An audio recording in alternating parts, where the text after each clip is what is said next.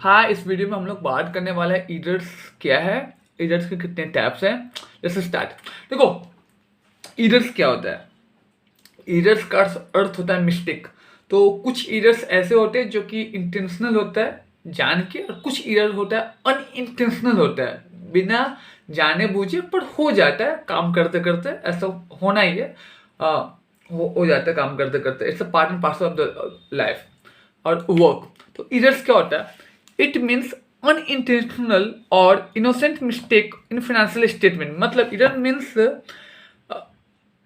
ऐसा मिस्टेक जो अकाउंटिंग में हो जाए और वो मिस्टेक फिनेंशियल स्टेटमेंट को इम्पैक्ट करे इन नेगेटिव वे, उसे हम ईरर करते हैं।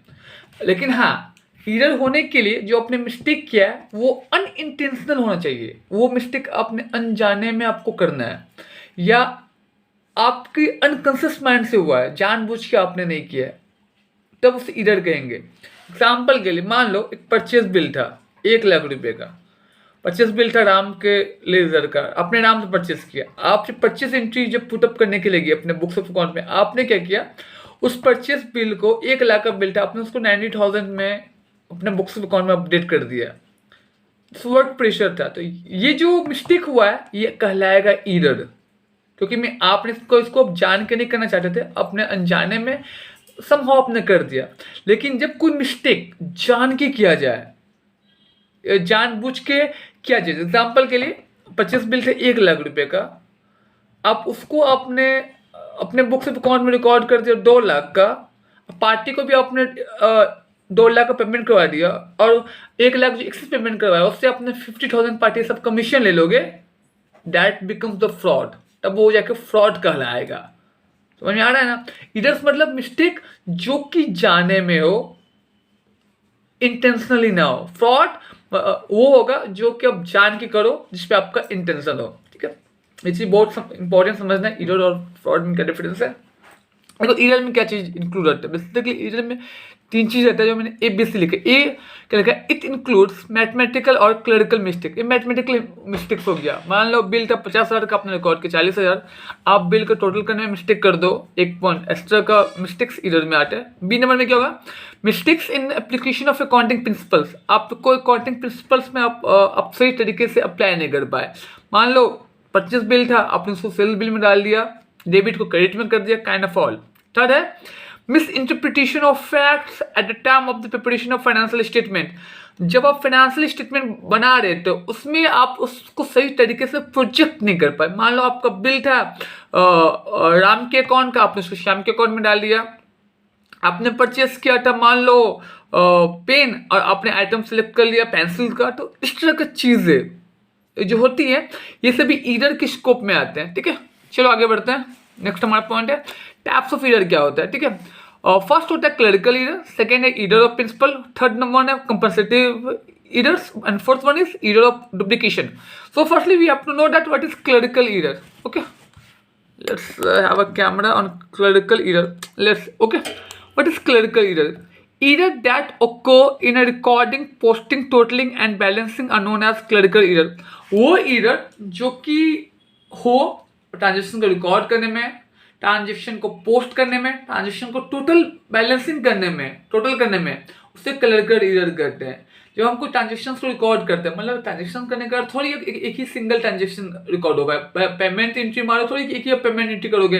पेमेंट एंट्री 5 भी हो सकता है, 10 भी हो सकता है, 20 भी हो सकता है, 200 भी हो सकता है, 2000 भी हो सकता है। जब ट्रांजेक्शन को रिकॉर्ड करने में, उसको पोस्टिंग करने में, डेबिट और क्रेडिट करने में, उसको टोटल करने में, टोटल कितना हुआ करने में, उसको बैलेंसिंग करने में जो मिस्टेक्स होगा उसे हम क्लरिकल एरर कहते हैं। मतलब क्लर्क बेस एरर करते हैं। क्लरिकल एरर मतलब जो बेसिकली बेसिक्स एरर हुआ। ठीक है, इसे कहते हैं क्लरिकल एरर। इज क्लियर और नॉट गाइस? नहीं है तो हम लोग कमेंट करके बताइए कि डॉट क्लियर नहीं हो रहा आप लोग को। चलिए नेक्स्ट हमारा क्लरिकल एरर बेसिकली के टाइप्स। क्लरिकल एरर के 2 टाइप्स होते हैं, error of omission and second भाई मेरा एरर ऑफ कमीशन। पहले हम लोग समझे कि एरर ऑफ ओमिशन क्या है। ठीक है, when a transaction is omitted from recorded books of account either wholly or partly is known as error of omission. मान लो कोई ट्रांजेक्शन हमने अपने बुक्स ऑफ अकाउंट में रिकॉर्ड किया। हर एक ट्रांजेक्शन का 2 एस्पेक्ट होता है, एक डेबिट और क्रेडिट। मान लिया जाए अगर किसी ट्रांजेक्शन का दोनों एस्पेक्ट को हटा दे, मान लो ट्रांजेक्शन को डिलीट कर देते हैं या ट्रांजेक्शन की एक साइड को हटा देते हैं, चाहे डेबिट को हटा दे या चाहे क्रेडिट को हटा दे, ठीक है, उसे एरर ऑफ ओमिशन कहते हैं। जब किसी ट्रांजेक्शन को बुक्स ऑफ अकाउंट से पूरा हटा दो या ट्रांजेक्शन के एक पार्ट को हटा दो, चाहे डेबिट पार्ट चाहे क्रेडिट पार्ट, उससे हम लोग कहते हैं एरर ऑफ ओमिशन। चलो ठीक है, आगे बढ़ते हैं।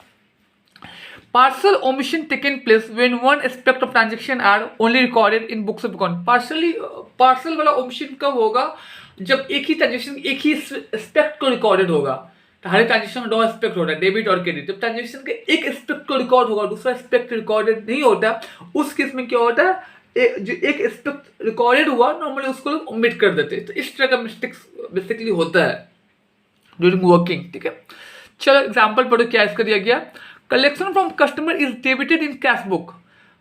हम लोगों ने कस्टमर से पैसा मिला, उसको हम लोगों ने कैश बुक में डेबिट कर दिया, बट हम लोगों ने इसके कस्टमर के लेजर में क्रेडिट नहीं किया। तो उस केस में इस तरह की चीजें ऐसे होते हैं, ठीक है। देखो अब नेक्स्ट पॉइंट है एरर ऑफ कमीशन। क्या है, पढ़ो इसको क्या भाई हम लोग, एरर ऑफ कमीशन क्या है। When an transaction is recorded with error and mistakes in books of account is known as error of commission. जब एक ट्रांजेक्शन को रिकॉर्ड किया जाता है बुक्स ऑफ अकाउंट में गलती के साथ, जब एरर ऑफ कमीशन कर, जब किसी ट्रांजेक्शन को बुक्स ऑफ अकाउंट में रिकॉर्डेड हो, रिकॉर्डिंग हम लोग करते हैं गलती के साथ, उससे कहा जाता है error of commission. Error of commission किस तरह का हो सकता है? अमाउंट था 10 रुपये का, हमने रिकॉर्ड कर दिया 100 रुपये का, रॉन्ग अमाउंट रिकॉर्डिंग हुआ।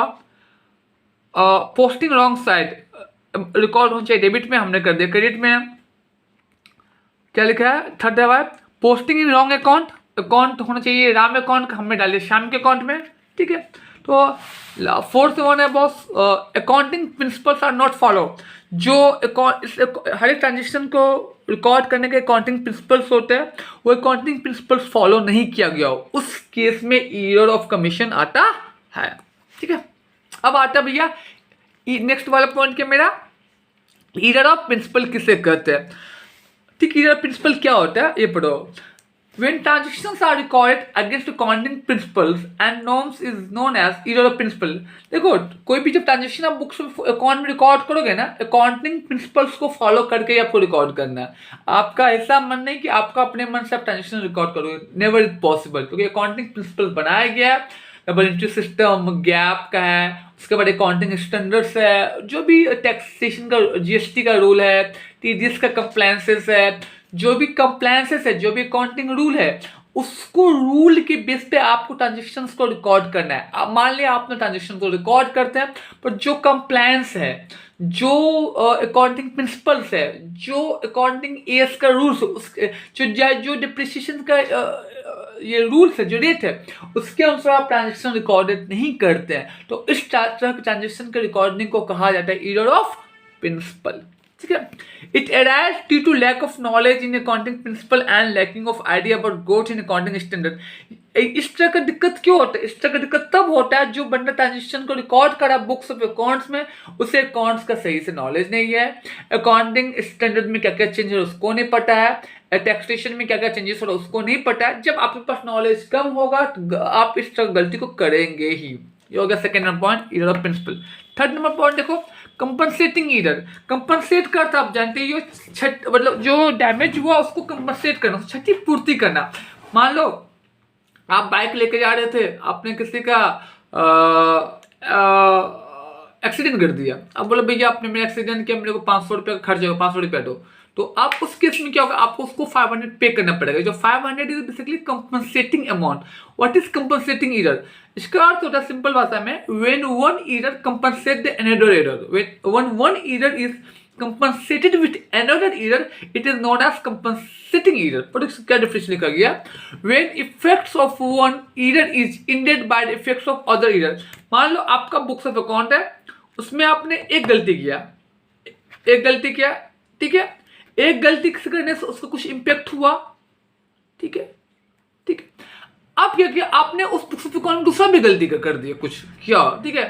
वो जो गलती किया उससे भी कुछ इम्पैक्ट हुआ, लेकिन पहला गलती के इम्पैक्ट को दूसरा गलती के इम्पैक्ट खत्म कर दे, चाहे दूसरा गलती के इम्पैक्ट को पहला गलती का इम्पैक्ट खत्म कर दे। उसे कहा जाएगा कंपनसेटिंग ईरर।